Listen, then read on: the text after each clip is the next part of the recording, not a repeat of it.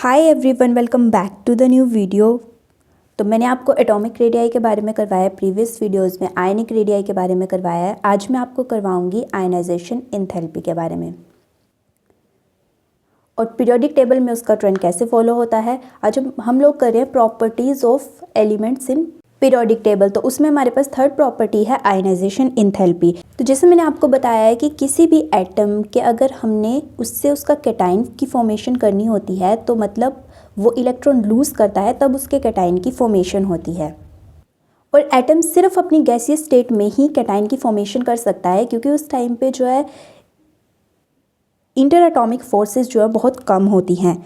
लेकिन अगर हमें किसी भी एटम से उसका एक इलेक्ट्रॉन निकालना है तो ऑब्वियस सी बात है, आपको पता है अगर कोई एटम है उसका सेंटर में न्यूक्लियस प्रेजेंट होता है, बाहर उसके आउटर मोस्ट शेल में इलेक्ट्रॉन प्रेजेंट होते हैं। न्यूक्लियस पॉजिटिव चार्ज का होता है, इलेक्ट्रॉन्स नेगेटिव चार्ज के होते हैं और ऑपोजिट चार्ज आपस में अट्रैक्ट करते हैं एक दूसरे को। तो अगर हमने किसी नेगेटिव चार्ज मींस एक इलेक्ट्रॉन को रिमूव करना है तो न्यूक्लियस जो है उसको अपनी तरफ अट्रैक्ट करेगा, तो हमें उसके लिए उसको रिमूव करने के लिए फोर्स लगानी पड़ती है, कोई एनर्जी लगानी पड़ती है, तभी जो है हम उस इलेक्ट्रॉन को उस एटम से रिमूव कर सकते हैं। तो उसी एनर्जी को हम बोलते हैं आयनाइजेशन एंथैल्पी।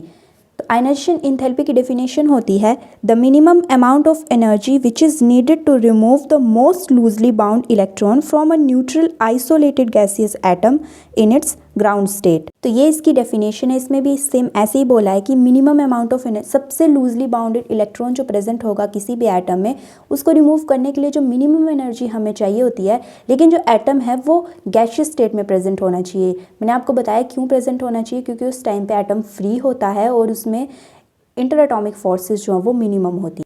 अब आयनाइजेशन एंथैल्पी की यूनिट होती है किलो जूल मोल इनवर्स, ये इसकी यूनिट होती है। अब तो ये बात की मैंने एक इलेक्ट्रॉन रिमूव करने की, अगर ऐसे ही हमें एक और इलेक्ट्रॉन रिमूव करना हो या हमें 2-3 इलेक्ट्रॉन्स रिमूव करने हो किसी भी एटम से, तो हम उस सेम एनर्जी से उनको रिमूव नहीं कर सकते जो कि हमने फर्स्ट एटम के लिए लगाई थी। हमें सेकंड एटम के लिए अलग से एनर्जी लगानी पड़ेगी और फर्स्ट एटम के कंपैरिजन में थोड़ी ज़्यादा लगानी पड़ेगी, तभी हमारा सेकंड जो इलेक्ट्रॉन है वो रिमूव होता है। और ऐसे ही अगर हमें थर्ड इलेक्ट्रॉन रिमूव करना है तो उसके लिए हमें हायर एनर्जी लगानी पड़ेगी, क्योंकि सबसे पहला वाला हम मोस्ट लूजली बाउंड जो है वो रिमूव करेंगे, उसके बाद फिर जो वो स्ट्रॉन्ग होते जाएंगे तो हमारी एनर्जी जो है उसको भी हमें स्ट्रॉन्ग करना पड़ेगा। तो वैसे ही अगर हमें थर्ड निकालना हो, 1 बाय 1 अगर हमें ऐसे ही इलेक्ट्रॉन्स रिमूव करने हैं एनर्जी को इंक्रीज़ करके, तो उसको बोलते हैं सक्सेसिव आयनाइजेशन एंथैल्पी। जैसे यहाँ पर मैंने कोई एटम लिया है, अगर मैं इसमें से एक इलेक्ट्रॉन रिमूव करती हूँ तो मेरी आयनाइजेशन एंथैल्पी जो है वो फर्स्ट आयनाइजेशन एंथैल्पी हो जाती है। फिर अगर मैं उसमें से एक और एटम रिमूव करती हूँ फिर आयनाइजेशन एंथैल्पी सेकंड हो जाती है। अगर मैं उसमें से एक और करती हूँ तो फिर आयनाइजेशन एंथैल्पी थर्ड हो जाती है, और इसको ही हम बोलते हैं सक्सेसिव आयनाइजेशन एंथैल्पी। और एंथैल्पी को हम H से डिनोट करते हैं और चेंज इन एंथैल्पी को हम डेल्टा H से डिनोट करते हैं। अब यहाँ पर थ्योरेटिकली तो हम कितने भी इलेक्ट्रॉन्स जो हैं वो रिमूव कर सकते हैं किसी भी गैसियस एटम से, बट प्रैक्टिकली ये पॉसिबल ही नहीं है कि हम मोर देन 3 इलेक्ट्रॉन्स रिमूव कर सके किसी भी एटम से, क्योंकि energy needed is so high that it is not easily available.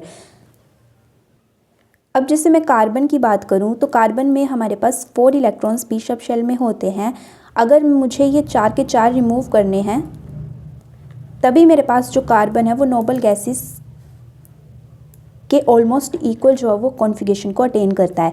लेकिन अगर मैं ये 4 इलेक्ट्रॉन्स निकालने जाऊंगी तो पहले मुझे फर्स्ट के लिए एनर्जी लगानी पड़ेगी, फिर मुझे सेकंड के लिए लगानी पड़ेगी, फिर थर्ड के लिए, वैसे वैसे इतनी एनर्जी मेरे पास अवेलेबल ही नहीं होगी कि मैं फोर्थ इलेक्ट्रॉन तक को रिमूव कर सकूँ।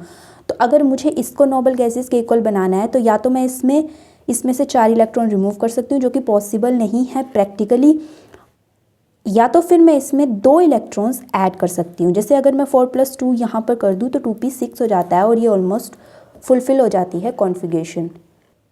तो इसी को हम बोलते हैं इलेक्ट्रॉन गेन एंथैल्पी, जो कि मैं आपको नेक्स्ट टॉपिक करवाऊंगी नेक्स्ट वीडियो में। तो यहाँ पर जैसे मैंने आपको बस यही बताने के लिए किया कि हम 4 इलेक्ट्रॉन्स को रिमूव नहीं कर सकते हैं प्रैक्टिकली। थ्योरेटिकली तो हम कितने भी इलेक्ट्रॉन रिमूव कर सकते हैं, लेकिन प्रैक्टिकली हमें बहुत हाई एनर्जी चाहिए होती है जो कि ईजिली अवेलेबल नहीं होती है। सो ये थी basic introduction about ionisation enthalpy. Next मैं आपको करवाऊंगी फैक्टर्स अफेक्टिंग आयनाइजेशन इंथैल्पी, और फिर उसके बाद हम करेंगे एंड में ट्रेंड्स कैसे फॉलो होते हैं आयनाइजेशन इंथैल्पी के पीरियोडिक टेबल में। तो आई होप आपको अच्छे से क्लियर हो गया होगा। मिलते हैं नेक्स्ट वीडियो में। Till then do like share and subscribe my channel. Thanks for watching.